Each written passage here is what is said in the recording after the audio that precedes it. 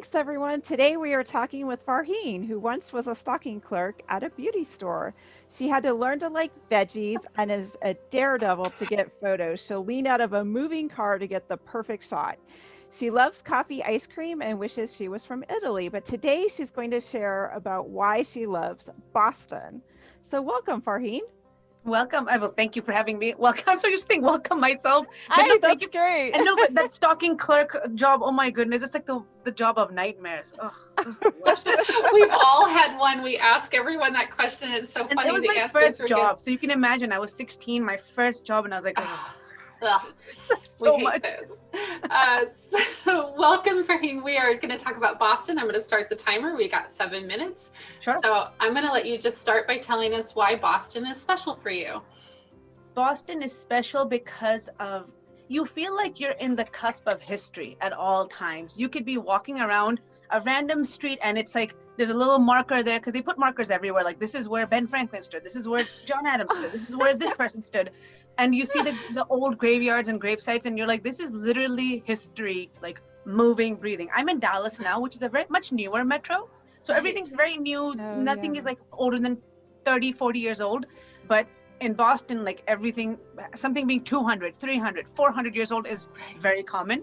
So I like how when you are walking around that downtown Boston area, you feel the history washing over you. And Right. it's a very good feeling. I guess similar feeling in DC, but in Boston, it's like this is where all this really happened. Yeah. Yeah. All the references, this is where it happened.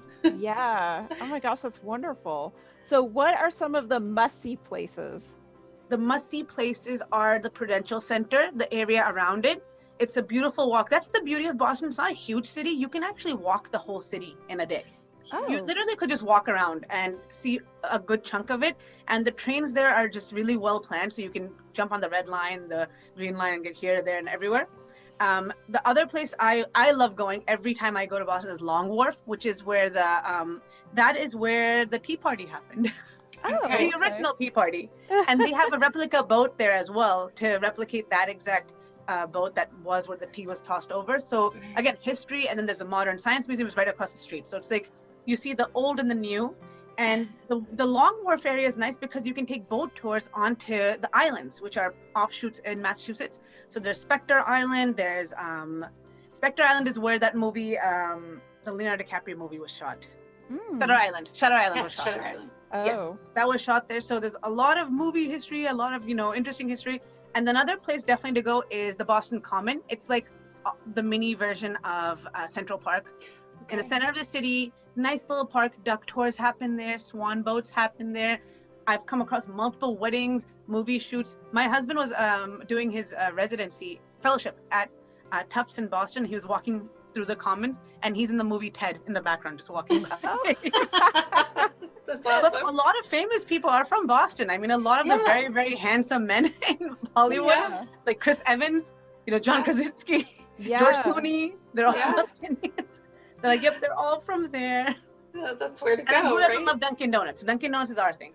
Oh, okay. Good to know. Good to know. Well, you took us right to my next question, which was to ask about food. So, is there a special place for food or restaurant that you would suggest? Yeah, oh yeah. Dunkin' Donuts, of course, that is just the coffee by choice. It's given to us in IV form at Okay. Dunkin'. We are just so used to it. And you can tell me whatever coffee, I still think Dunkin' Donuts original roast is the best coffee ever. And then if you're a seafood fan, there's Legal Seafoods, because again, Boston is a coastal city and they have a lot of seafood, especially lobsters, chowder, fresh fish coming in daily. So there are restaurants near the Long Wharf area called Legal Seafoods. It's a chain, but they get fresh fish every day. Wow. So if you're a seafood fanatic, everyone has to go to Legal Seafoods and try the fish, try the Okay. lobster, try everything. Oh, wow. That sounds incredible. So I know you touched on some of your favorite places in the city, but is there a unique historical place that you seek out that may kind of be, maybe there's something off the beaten path or? It's not off the beaten path, but it's something very interesting. It's called the Freedom Trail. And Oh, this is okay. where they put markers again all over the city. It's meant for people who are really looking for it. And Right. sometimes school trips will take it, but it's like they'll walk the steps of where, John Revere walked and so walked. And then you go through. And then my favorite historical place to go is Quincy Market and Faneuil Hall, Oh, okay. which is again off of Long Wharf. Faneuil Hall is where a lot of these documents were signed, and a lot of the original founding fathers sat and discussed, how to make this country, and the things they're discussing in the play like Hamilton and all this. That's where it was happening. Right. And then Quincy Market is basically this huge, long indoor food court. And I mean, how long is it? It's probably a city block long. Wow. And it's all Oh, indoors wow. because, of course, the winters in Boston make you go inside. And on both sides are every single type of world cuisine you can think of. Oh, You wonderful. feel like sushi, you walk that way. You want pasta, you go there. You feel like having seafood, there it is. You want Oh, that's samosas, there you go. Great. Yeah.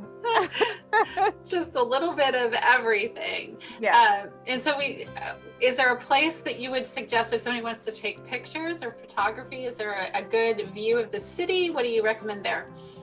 With the city view, I would still say that Long Wharf area, because if you face one way, you get the cityscape in the back. If you face the other way, you get the ocean. So you can just kind of flip yourself and be like, okay, I want the ocean, the Atlantic Ocean right here, or I want the big cityscape. Yeah. And if you take a boat out, do you get you can get away from the city and get the duck tours are famously known because the duck tour is the boat with the wheels on it. right, So you right. drive through the city. They give you a city tour, and then they take that same boat into the ocean, and like, here you go. Oh. Right. And it's right. a fun little drop, and everyone loves it, and kids especially love it. And then they have a lot of boating tours and a lot of whale watching, dolphin watching, all these like coastal things that you can do. And then of course we're known for our sports. So Fenway Park being historical, the first baseball stadium. It's like everyone has to go there and see it and take a picture. Right. Yeah. So, getting around, what are your suggestions for getting around while in the city? Train. It's Okay. a very easy train system. I think by giving it colors, it's very similar to systems that I've been in Europe as well, where the colors, because there's no language to it. It's like, okay, you take red this way, blue that way. Colors, I think, is Okay. easier to point out. Like, Yeah. okay, I need to get there. Right. And the maps are very, very accurate. So it's Okay. like, and if they say, okay, this station is closed, they'll tell you beforehand, like, this one's closed. So if you're going to try to get there, take the other way and go there. So I think Okay. train is, and again, like I said, it's a very small city. You can technically walk it. If you have Okay. the stamina and wear good shoes, go for it. Just walk it. Well, Just that's walk good to know that the public transportation is a good option Yeah. because sometimes you don't, especially in a new city that you're not familiar with, you wouldn't want Yeah. to rent a car because it's confusing. You get turned around easily. And I would never recommend car in Boston because the same street, the same long road will be named Mass Avenue. It'll be named Prudential Market. It'll have like 5 different names. It's the same street. That's Oh. our 7 Oh, minutes. I had more questions, but that was I know, I so did great. too. But there was so much about Boston. What an amazing Yeah. city to go to. Yes. Absolutely. So that's our 7 minutes. Thanks, Farheen, for sharing your story. No What a problem. wonderful way. Nice little introduction to Boston if nobody's been there and if you want to Yes. go. I love all the places that because you're very familiar with it. So that was wonderful. The best time to go is now for the fall and then Okay. spring.